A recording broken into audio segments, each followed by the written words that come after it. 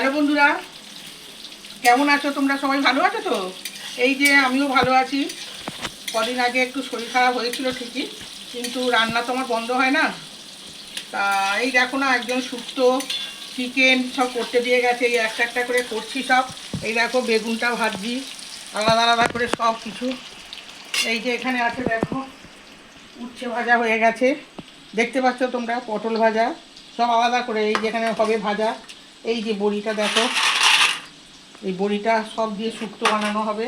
আমার শুক্তোর অনেক কিছুই করতে হয়, অনেক কিছুই শুক্তো। এই যে মিষ্টি আলু, পেঁপে, এই যে বড় বড় করে আলু। এবার চিকেনের ব্যাপারটা করতে হবে, আগে শুক্তোটা করে আমি সরিয়ে দিচ্ছি, তারপরে আবার আমি আরম্ভ করব চিকেন করতে, তারপরে হবে রাইস। এই তিনটে আইটেম আমাকে অর্ডার দিয়েছে, সেই বিকেল থেকে করে যাচ্ছি আমরা।